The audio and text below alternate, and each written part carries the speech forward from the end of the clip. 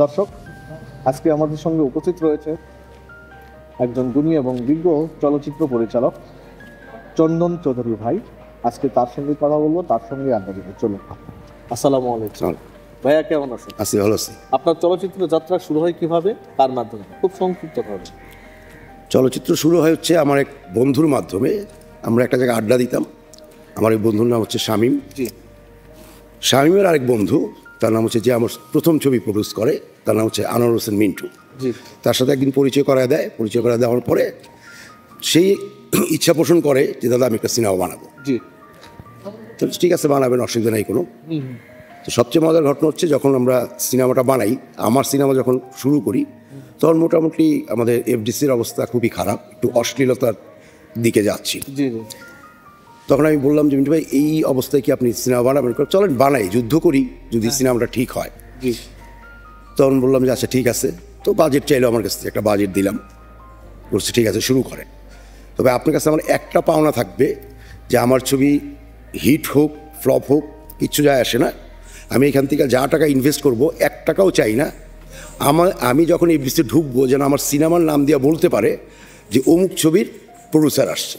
বাহ বাহ, দারুণ দারুণ। এবং সেটা আমি তাকে করে দিচ্ছি। আমার প্রথম ছবি দিয়েই 6টা জাতীয় চলচ্চিত্র পুরস্কার আমি পাই। বাহ বাহ। মিন্টু ভাই থেকে আমার যাত্রাটা শুরু হয় আর কি, প্রথম চলচ্চিত্রে। আপনি সর্বমোট কতগুলো চলচ্চিত্র নির্মাণ করেছেন? আমি 3টা ছবি বানিয়েছি। মোট 3টি? মোট 3টা। নামগুলো বলুন। প্রথমটা হচ্ছে কি জাদু করিলা, জি। দ্বিতীয়টা হচ্ছে ভালোবেসে বউ আনবো, তৃতীয়টা হচ্ছে 24 দিনের রাত। কি জাদু করিলা চলচ্চিত্রতে কনসেপ্ট কার ছিল? গল্প কে লিখেছিল? চিত্রনাট্যকার? গল্পটা ছিল আব্দুল্লাহ জহির বাবুর, আর সংলাপ লিখেছিল রফিকুজ্জামান। আচ্ছা, আপনার এই গল্পের কনসেপ্ট কি আপনার ছিল? না, কনসেপ্ট আমার ছিল না। আমি একটা গল্প চাই আমি জহির বাবু ভাইয়ের কাছ থেকে, তখন বাবু ভাই আমার শোনায় গল্পটা, যে এই গল্পটা এরকম। হ্যাঁ। তো 3টা গল্প শোনায় আমার। 3টা গল্প আমি, আমার প্রফেসর এবং আমার ক্যামেরাম্যান যে ছিল মাহফুজ ভাই, মারা গেছেন, আমরা 3জন গল্পটা শুনি। 3জন গল্প শোনার পরে আমি যে ছবিটা বানাই কি জাদু করিলা, ওইটা আমরা সিলেক্ট করি আর কি বেসিক্যালি। তো আপনার এই চলচ্চিত্র যখন আপনি শুটিং করেন তখন কোনো স্মৃতিমধুর ঘটনা বা কোনো? স্মৃতিমধুর না ঠিক, মানে যখন শুরু করি প্রথম দিনের শ্যুট আমার, তো আমার ছবির নায়িকা ছিল পপি। তো একটা ড্রেস চেঞ্জ করতে গিয়ে পপি প্রায় 1.5 ঘন্টা 2 ঘন্টা পরে সেটে আসতো। মানে আমাদের কি হয়, প্রত্যেকটা সময় কিন্তু আমাদের টাকার সাথে চলে। জি জি। ঠিক আছে। তো যখন প্রথম সিনটা করলাম, আমি করে পপিকে বললাম যে আপনার ড্রেস চেঞ্জটা করে আসেন। দেখলাম যে সে শুধুমাত্র সালোয়ার কামিজ চেঞ্জ করতে সে 1.5 ঘন্টা পরে আসলো পরের সিনের জন্য। জি জি। তারপরে ওই সিনটা করলাম, রাতে একটা সিন করব, ওইটাও করলাম। সেকেন্ডের ঘটনা আমার, সেকেন্ডেতে সকালবেলা উঠে একটা সিন করলাম, তাকে পাঠালাম ড্রেস চেঞ্জ করতে, সে আসলো 2 ঘন্টা পরে। তাই আমি ওই জায়গায় দাঁড়ায় প্যাক আপ বলছিলাম যে প্যাক আপ, আজকে শুটিং করবো না। তো সবাই বললো যে কেন কেন, কী হলো ঝামেলা? আমি বলছি আমার হিরোইন যদি একটা ড্রেস চেঞ্জ করতে গিয়ে 2 ঘন্টা পরে আসে, তো আমি এই সিনেমা কয়দিনে বানাবো? কয়দিনে বানাবো আমি? প্যাক আপ বলে আমি চলে গেছি। সবাই গেছে আমার কাছে, দাদা আসেন আসেন আসেন, আর হবে না, হ্যান না তেন না। তাই আমি বললাম না, আজকে প্যাক আপ বলছি মানে প্যাক আপ, আজকে শ্যুট করবোই না আমি। পরের দিন থেকে পপি আমারে রিভার্সটা দিল আর কি, একদমই। যতটা সময় কল দিলাম, কল টাইমে সে আসছে এবং ড্রেস চেঞ্জ করতে গেছে। 5 মিনিটের মধ্যে আমার লাইট রেডি হয়নি, তখন ও এসে বসে দিচ্ছে যে আমি রেডি আছি। তো এই হেল্পটা ওর কাছ থেকে পরবর্তীতে পাওয়া শুরু হয়েছে আর কি আমার। এইটাই পুরা ছবিতে করতে গিয়ে এই একটাই ঝামেলা আমার।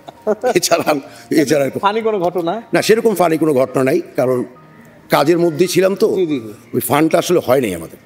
এই ছবিতে আপনার কয়টি গান ছিল? এই ছবিতে গান ছিল 4টা। দর্শক জনপ্রিয়তা পেয়েছে সবগুলো গানই। একটা অবশ্য আমি আগের গান যেটা আমি নিয়েছিলাম কিনে, ওই যে কি জাদু কইলা পিড়িতে শিখাইলা থাকিতে পারি না ঘরেতে, যে ছবির নাম কি জাদু কইলা, ওই গানটা আমি পরে কিনে নেই আর কি আমার ছবি। ওই ট্যাগের উপরই কি নামটা দিয়ে দেন? হ্যাঁ।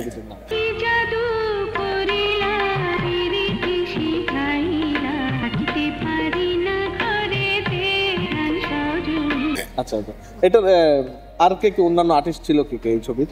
রিয়াজ ছিল, পপি, ফরিদি ভাই ছিল, আমাদের মীর সাব্বির ছিল, রত্না ছিল, কাবিলা ছিল, মাল্টি স্টার কাস্টিং নিয়ে করছে। তো আপনার এই ছবি যখন সিনেমা হলে যায় তখন দর্শকদের রেসপন্স কেমন? রেসপন্স ভালো ছিল, কারণ আমি যখন ছবিটা রিলিজ দেই সেটা ঈদে দেই, একটু ব্যাড রিলিজ ছিল আমাদের, যেহেতু আমার একটা প্রেমের ছবি পুরা, কোনো মারামারি নেই কিছুই নেই, প্রেমের ছবি ছিল। সেই ক্ষেত্রে এটা যদি আমরা একটা প্লেন ডেটে যেতাম তাহলে রেজাল্ট যা ছিল আমার আর একটু ভালো রেজাল্ট আসতো আর কি। 24 দিনের রাত, এইটার কনসেপ্ট বা এটার গল্প? এটা টোটাল গল্পটাই আমার মেয়ে। আচ্ছা, আমার মেয়ে যখন ক্লাস 9-এ পড়ে তখনও গল্পটা দেয় আমাকে। আচ্ছা, আমি শ্যুট করি, ও যখন ক্লাস 10-এ পড়ে তখন আমি শ্যুট করি। গল্পটা পুরোটাই ও, কাহিনী, চিত্রনাট্য, সংলাপ পুরোটাই ও। বাহ, এটা হচ্ছে ফিকশন, মানে থ্রিলার গল্প আর কি। এই ছবিতে কাস্টিং ঠিক আছে? এই ছবিতে কাস্টিং ছিল সঞ্জুজন আর হচ্ছে শিরিন শিলা। এটার প্রযোজনা ছিল শাপলা মিডিয়া। শাপলা মিডিয়ার ওই যে 100 ছবির মধ্যে। 100 ছবির মধ্যে। তো আপনার এই ছবির তো এখনো রিলিজ হয়নি সম্ভবত, এটা সেন্সর হয়েছে? সেন্সর হয়েছে। তো আমাদের বর্তমান চলচ্চিত্রের অবস্থা এবং আপনার ভবিষ্যৎ পরিকল্পনা একটু ছিল। চলচ্চিত্রের অবস্থা এখন একটু খারাপের দিকে আছে আমাদের এখন। মানে আমাদের চলচ্চিত্রেতে আগে যারা ইনভেস্ট করতো তারা এখন কেউই নাই, নতুন ইনভেস্টার আসছেন, এবং তাদেরকে যদি আমরা একটু ভালো মতো মানে টাকাটা রিটার্ন দিতে পারি তাইলে আস্তে আস্তে চলচ্চিত্র দাঁড়াবে। কারণটা হচ্ছে যে এখন শুধু আগে ছিল চলচ্চিত্রের থেকে ইনকামটা ছিল, এখন কিন্তু ইনকামটা ভার্সেটাইল হয়ে গেছে। সেটা আপনিও জানেন, আপনি একজন নির্মাতা, একটা সিনেমা বানানোর পরে আপনার প্রথম একটা চিন্তা থাকে আমি একটা টেলিভিশন থেকে এই টাকাটা পাবো, একটা ইউটিউবে দিলে আমি এই টাকাটা পাবো, ওটিটি থেকে এটা পাবো, মাল্টিভাবে ভাগ হয়ে গেছে এখন। তো এখন যদি মানে যারা ইনভেস্টার তারা যদি আসে তাহলে মনে করি যদি ভালো গল্প, এখন কিন্তু গল্পটার উপরেই নির্ভর করতে হবে, হয় আমাদের গল্পটা ভালো হতে হবে, তখনই কিন্তু দর্শক যায় হলে দেখার জন্য আর কি। এখন পর্যন্ত কোনো পুরস্কার বা সম্মাননা? আপনি অনেক নাটকও করেছেন, এখন পর্যন্ত কতগুলো নাটক নির্মাণ করেছেন?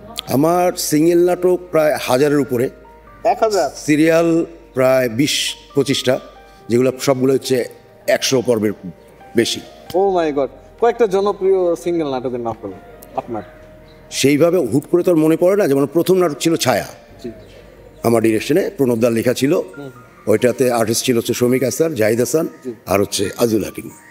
বেশ কয়েকটি উল্লেখযোগ্য। এরপরে অনেক করে গেছে, নাম তো আর মনে থাকে না, প্রচুর নাটক করেছে আর কি।